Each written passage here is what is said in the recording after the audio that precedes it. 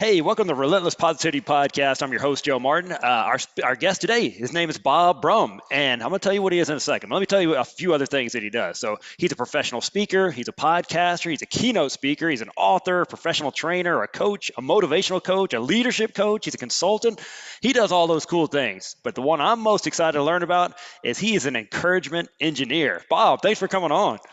Joe, thank you so much for having me. I really appreciate it, and I'm looking forward to our time. Absolutely. So, man, on Relentless Positivity, I mean, I got to know what is an encouragement engineer. We got to start with there. Yeah, a lot of people always ask that, and it's an interesting meld, if you will. It's a combination of several things. Obviously, you think of it as people always say, "Well, you're a motivational guy." No, not really, because you can't, as Zig Ziglar always would say, you can't make somebody be motivated. Right. But you can encourage them. See, and with encouragement, it's showing them a possibility. It's giving them hope. It's showing them that hope, that avenue that maybe if they look at things just a little bit different, that, you know what, hey, there's something I could do. I didn't think of that. Oh, what about that? And when you talk to groups and you see those light bulbs come on, that's the exciting part. That's what is helpful as an encouragement engineer is you guide people towards those ideas. You guide them towards possibilities, something that maybe they haven't seen before, something they didn't think of all the way. And that's it's so exciting because you're helping somebody to be able to do something they want. And it doesn't matter what it is they want, because, a lot of times can't see the forest for the trees because you're so into your current situation, and you help them to see that just a little bit differently, so then they can see a different alternative and start to take action towards the goal and what they want. And those actions are positive actions. We don't want to take negative actions. It doesn't help you. It doesn't, worry doesn't, and does no one any good. So why do that? You can focus on your actions, focus on your knowledge and the greatness you have within you to move forward. And I think that's what I help people do.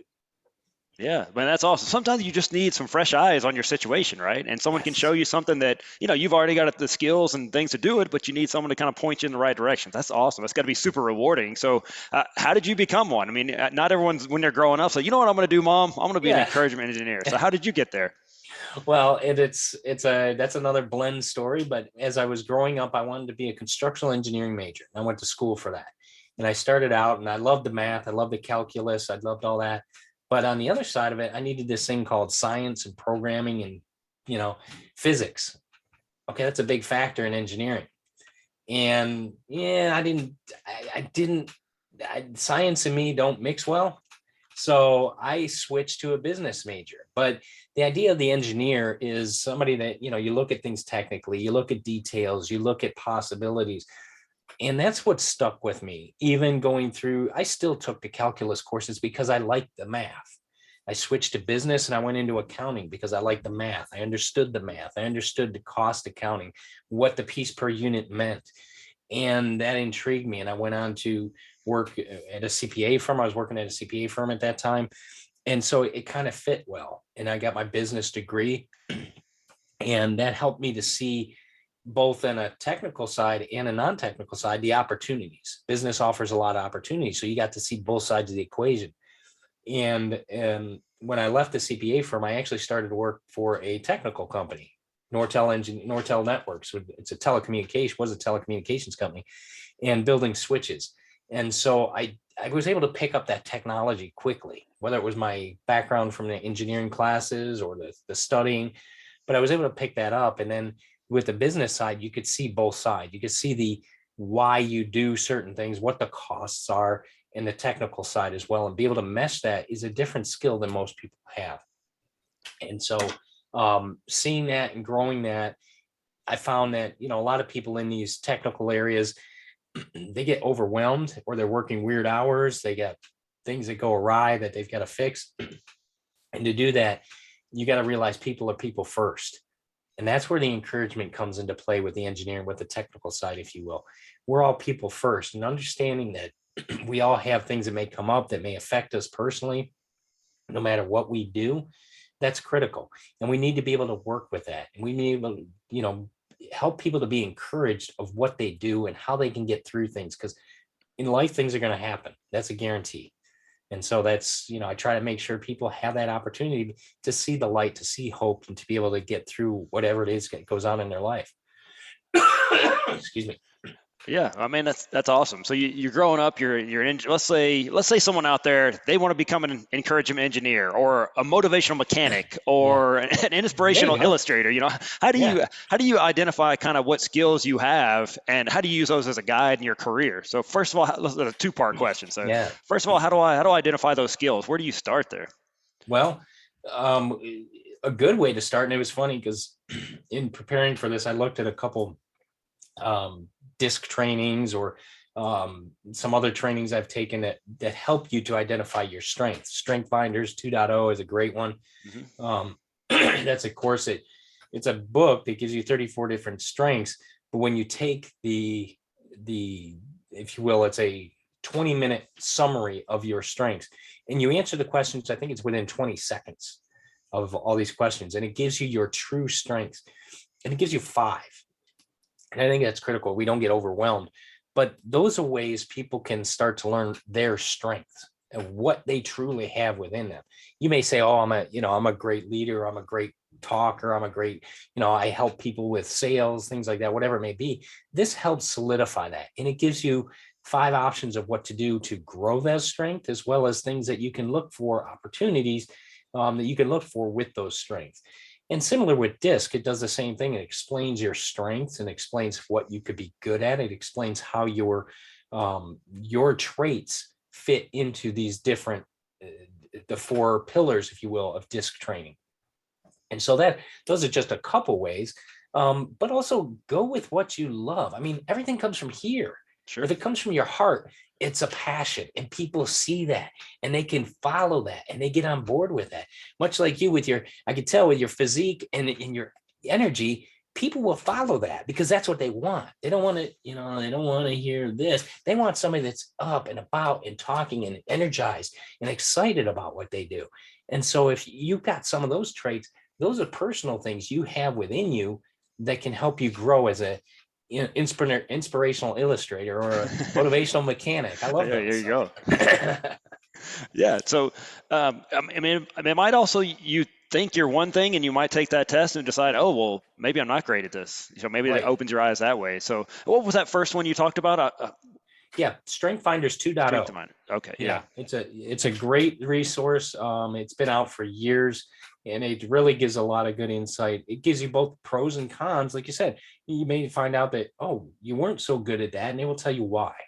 I'm gonna check that one out. I've done the disc one, so I'm gonna need to go check that one out. So, Yeah. kind of And it's switching gears a little bit, staying in the same vein. So, let's talk about some ways to integrate positivity into your life. So, what's some ways you can do that? Because we all want it in our lives. Everybody wants it, but how do you integrate that into your life?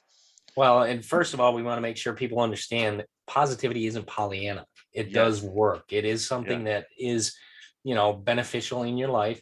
How can they integrate it into their life? There's a few key ways. And the first one I'm going to tell you, you may see it all the time. There's this little thing you probably have near your TV.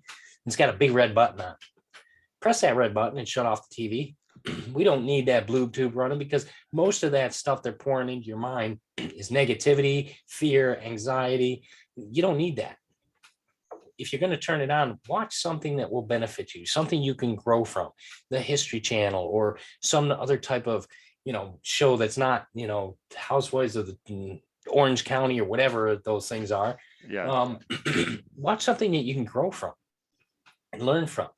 Take, and if you're not going to watch those shows, turn it off for a while. Go outside, integrate the value of nature around you right on your own backyard, or go outside the office, because we know that every day we get up, it can be great. We can plan things, we can do our mantras, we can have our morning routines. Stuff's going to hit the fan. Something's going to go awry. It can go awry with one phone call, and you got to settle down. You got to balance your mind. And sometimes going outside is the best thing to do. And you can do that if you're, working from home. Go outside barefoot and connect with the earth. Absolutely. Yeah. Just feel that, it does relieve the energy. It relieves the stress. See the greenery around you, the sunshine, feel that breeze. In Florida, we have sunshine. Sorry for those up north, but, it's, you have that opportunity, even up north. I mean, you go out and sometimes it's nice to see that white snow and feel that cool breeze on your face. Not all the time, but hey, it's one of those things. It's nice to hear that quiet after a fresh snow. So that's a possibility. Those are some things you can do that, help you to start to adjust the way you look at things, how your mind is set, because your mind can be set from many alternatives outside of it, whether you realize it or not.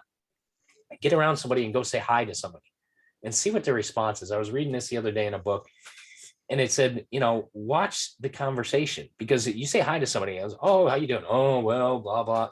This happened on the way to work, or this happened and this happened. People go into their aches and pains, moans and groans about how they are that day. That's not the way you want to start your day. And you can try to change that direction of that conversation. Oh, yeah, it was rainy out.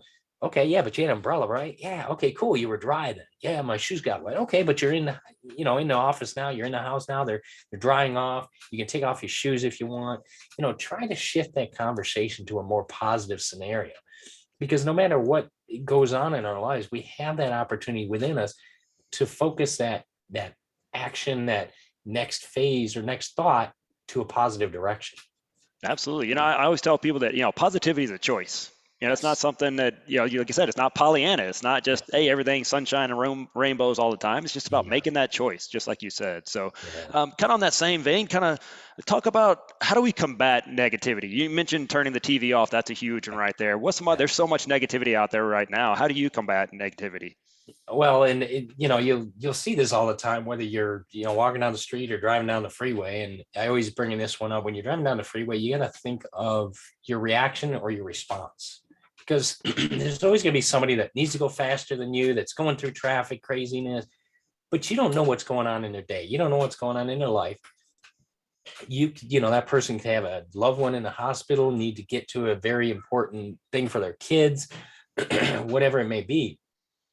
But if you take the time to respond, take a minute, breathe, and just think, what? I don't know what's going on. I don't know they're doing or what they need, but I'm okay. Because if you're okay, you're alive, you're still hearing your music, your car's not wrecked, you're doing okay. Even if your car's wrecked and you're okay, guess what? You got 2 feet to stand on the ground, call the insurance company, call whoever, get things squared away, because you're okay.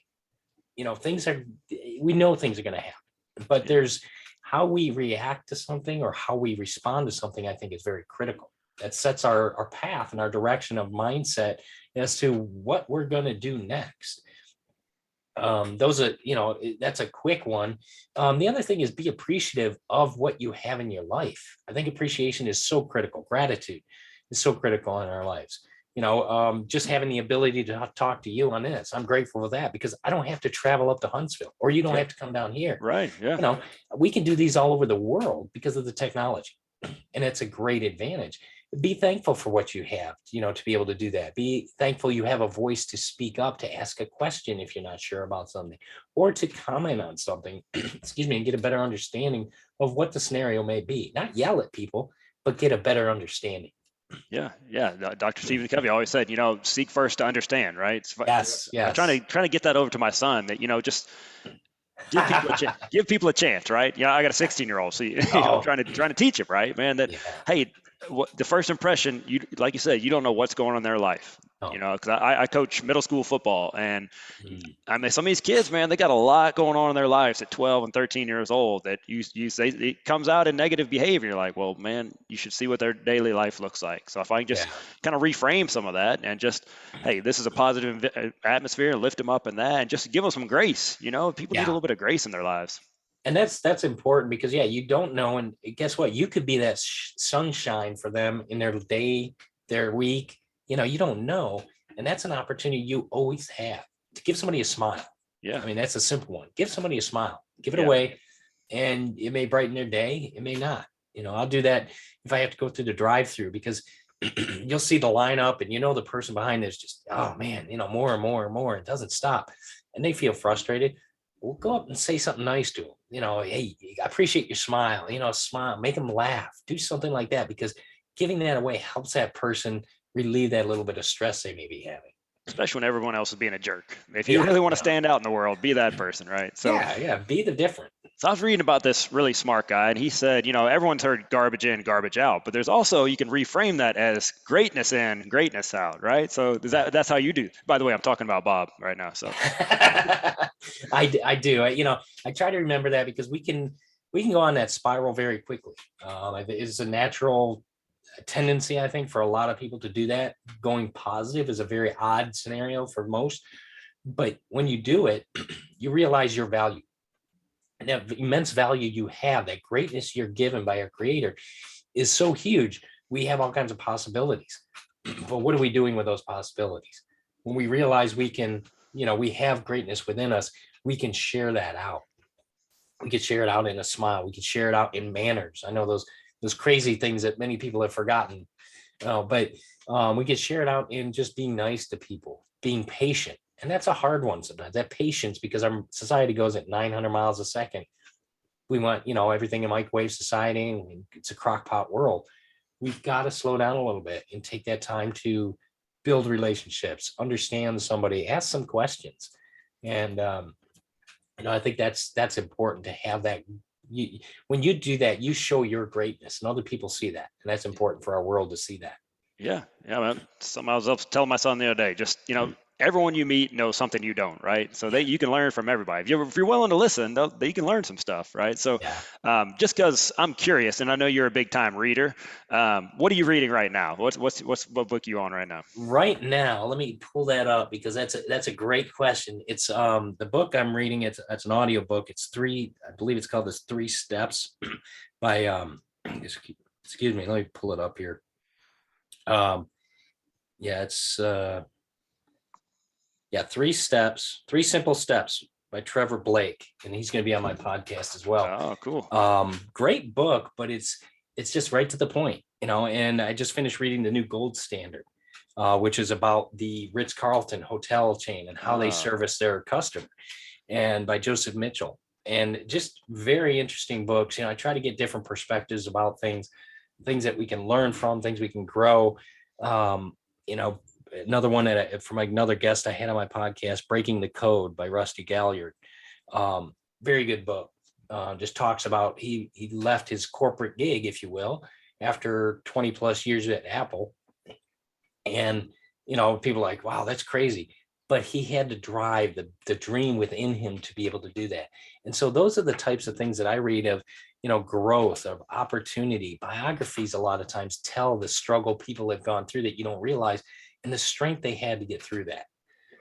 Those are always very interesting to me. Yeah, those are great. I like them because if he can do it, I can do it, right? You see those people that a lot of the times they don't have anything that I don't. Why not You me? get more. Yeah, that's it. Yeah. So let me ask you. So a lot of people going through hard times right now. There's probably someone out here listening to this that they're just discouraged, they're down, they don't know what to do. What would you say to them right now? This life isn't going the right way for them. What would you tell them right now? Keep going. Keep going. Do not stop. When you get stuck in a mud puddle, you try to keep going, right? You don't stop in the middle of it unless you technically have to. And I get it. There's going to be situations that occur that will stop you in your tracks. And I'm not saying you're going to just, blink and get over it, by no means. Death is a big one. It's a permanent one. When somebody passes away, that's a big factor in our life. You've got to take that time to mourn properly. You got to take that time to learn. You got to take that time to appreciate the time you had with that person in your life and what they gave you. I think that's important, because when you realize what they gave you and the benefit you had of them in your life, that helps the situation a little bit. It doesn't make it easy, but it does help it, because you realize that greatness they put into your life, and you're like, wow, that's pretty cool. Yeah. So that's one of the biggest things of just continue, as Tony Robbins says, this too shall pass. It's not always easy. It won't happen in a day. It may not happen in a couple of weeks, but it will eventually move forward so that you can enjoy your daily life again. So you can enjoy, the things you really like to do, and smile. Try to smile.